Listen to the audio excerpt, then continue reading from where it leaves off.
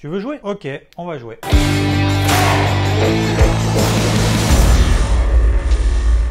Nous sommes dans un contexte de marché particulièrement tendu, entre le plan de relance aux États-Unis qui traîne, toujours pas d'accord entre les démocrates et les républicains, peut-être d'ailleurs qu'il va falloir attendre au moins les élections du 3 novembre pour en savoir plus, le couvre-feu, qu'on peut quand même appeler de reconfinement partiel, qui sont mis en place d'ailleurs un petit peu partout, la suspension des recherches de vaccins contre le Covid de 2 groupes pharmaceutiques américains, et les chiffres macro qui sont pas bons alors que c'est relativement light cette semaine, et ben ça nous donne un cocktail pas terrible. Bon, on en parlera plus en détail dans le débrief hebdo, mais c'était simplement pour te dire qu'il y a des actions qui se détachent en mode stock picking, qui sont déjà en tendance haussière et qui accélèrent le mouvement. Oui, je précise qu'ils sont déjà en tendance haussière parce qu'il y a quand même quelques actions, notamment Casino et Unibail, aujourd'hui qui progressent, alors qu'elles sont quand même au trou. Unibail a perdu 80% de sa valeur depuis le début de l'année. Nous allons parler de la Française des Jeux, introduction en bourse en novembre 2019. D'ailleurs, on en avait parlé dans une vidéo où je t'exposais mes points négatifs et positifs concernant cette introduction en bourse, pour que d'ailleurs tu puisses faire ta propre idée. Et bah depuis l'introduction, c'est quand même les montagnes russes. Elle avait perdu quelques pourcents après son introduction. Elle en a regagné 30 avant le début de la crise. Moins 40% en quelques jours au début d'année. Elle était d'ailleurs repassée à moins 20% depuis son intro. Et depuis, 80% de performance depuis le point bas qu'on a réalisé au mois de mars. Quand même une belle performance. Comme tu le vois, tendance haussière affirmée. 2 mois quand même de consolidation horizontale au mois d'août et au mois de septembre. Elle en est ensuite sortie par le haut avec une accélération à la publication de ses chiffres trimestriels. Des chiffres. Et oui, son chiffre d'affaires progresse de 0,2% sur le trimestre. Alors certes, c'est pas beaucoup, mais il y a un plus devant, il n'y a pas un moins. Croissance d'émise de 6% sur cette période, qui nous donne un chiffre d'affaires sur le trimestre d'un demi-milliard d'euros. Dans cette période, c'est quand même déjà très encourageant. Elle s'attend à ce que la rentabilité progresse en cette année. Ça montre déjà que le système économique est quand même solide et que l'entreprise arrive à s'adapter dans des situations exceptionnelles. Rentrons légèrement dans les détails avec les gains des joueurs sur cette période qui s'élèvent à 3 milliards d'euros en progression de 9%.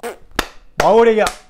Bien vu. Et du coup, ce qu'on appelle le taux de retour aux joueurs progresse à 69,3%. Le 3e trimestre l'année dernière, c'était 67,3%. Donc ça montre que les parieurs ont été bons, ou plus particulièrement dans les compétitions de foot, les résultats étaient assez prévisibles. Alors qu'a priori, ça n'était absolument pas le cas sur le premier semestre de l'année. D'où cette augmentation du TRJ, taux de retour aux joueurs. En d'autres termes, si on n'a pas de fermeture des points de vente sur ce 4e trimestre et qu'il n'y a pas non plus de report des compétitions sportives, le 4e trimestre devrait être sur la même lignée et en croissance. Voici ce que ça donne concernant la marge nette. Comme tu le vois, on est autour des 10% et aussi en croissance. Et ici, tu vois sa trésorerie nette, donc le cash dont elle dispose est quasiment à 500 millions d'euros. Donc comme on le parlait il y a quelques jours, lorsque tu vois des marchés où il n'y a pas de visibilité, plutôt que d'acheter des actions qui sont au trou en espérant qu'elles remontent, ou c'était pas chaud sur les indices parce que tu estimes qu'ils sont sous des zones de résistance très très fortes et que pour le moment il n'y a pas d'impact positif, en tout cas de catalyseurs qui permettent de justifier